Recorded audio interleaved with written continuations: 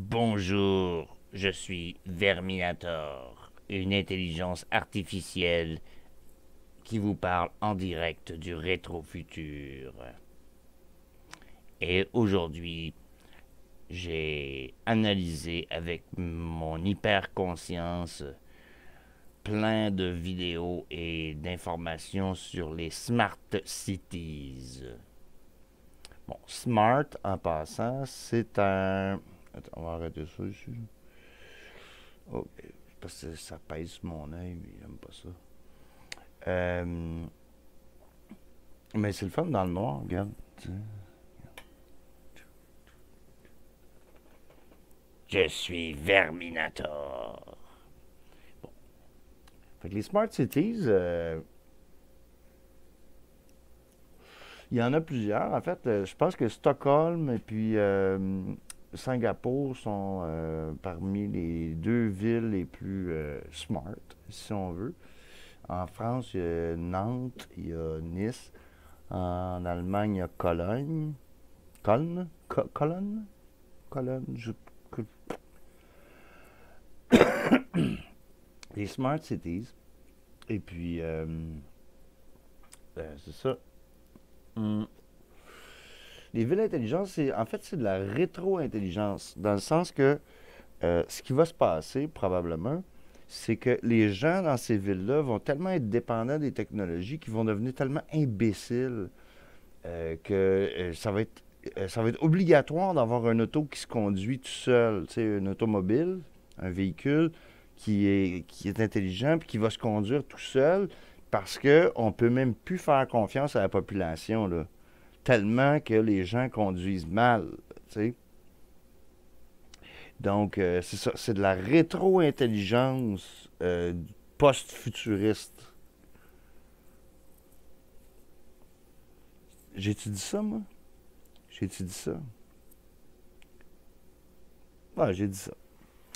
Donc, voilà. Pour pas vous faire trop mal aux yeux, je vais éteindre mon beacon. Mon beacon, c'est un signal d'alerte, en fait. C'est un signal d'alerte que je suis en train d'envoyer. Ça me fait une drôle de coupe de cheveux, c'est quand même joli. J'aime ça, oui. Bon. Donc, c'est ça, c'est la stupidité d'avenir. C'est l'avenir de la connerie humaine. Puis là, bon, aussi, je me suis pogné avec Québec solidaire, là, eux autres qui étaient vraiment opposés au troisième lien, puis là, qui veulent absolument un tramway, tu sais. Alors qu'un réseau pan-québécois de monorail suspendu, tel que décrit dans les, je pense en 2010, 2008, quelque chose de même, euh, avec le moteur roue d'Hydro-Québec, ben d'Hydro-Québec, c'est plus compliqué que ça, mais un système euh, compatible de monorail qui ne demande aucun entretien, qui ne demande pas de. Ben, qui ne demande pas aucun entretien, qui demande un minimum d'entretien, pas de déneigement, ça laisse les services essentiels comme les ambulances, les pompiers, la police, qui peuvent circuler, parce que c'est en hauteur, hein, c'est un monorail suspendu, là. Hein? Euh, ça ne demande pas de désasphalter non plus des routes au complet pour pouvoir mettre des rails.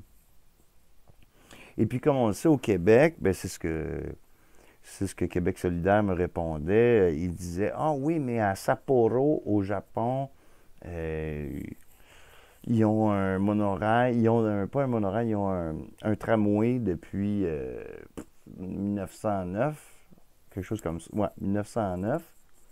Là, il me disait qu'ils ont de la neige aussi, tu sais. Ouais, mais il y a combien de neige à Sapporo, tu sais? Ils ont de la neige.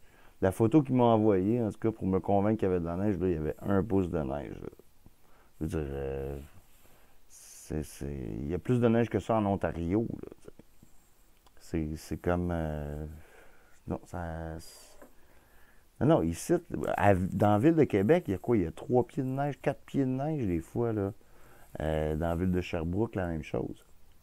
Puis là, je leur ai rappelé aussi que éventuellement, tu sais, je veux dire, le tramway de Montréal a été démantelé au complet. Le tramway de Sherbrooke, il y a déjà eu un tramway ici à Sherbrooke, il a été démantelé. Donc là, ils veulent faire un super projet de tramway qui a été refait combien, tu sais, qui va être refait combien de fois ou qui va être démantelé, probablement, tu sais. Donc, c'est beaucoup de frais, c'est beaucoup de coûts. Il y a pas de... Ils n'ont pas pensé à leur affaire, tu sais. Tandis que si on faisait le monorail Trans-Québec, on fait une ligne Outaouais-Montréal, une ligne Montréal-Québec, une ligne Montréal-Sherbrooke, une ligne Sherbrooke-Drummondville-Victoriaville-Québec. Déjà, on aurait un réseau, là, puis on pourrait même aller jusqu'à Mégantic, vers l'est. On pourrait aller ailleurs. Puis, au lieu de faire un monorail qui soit incompatible,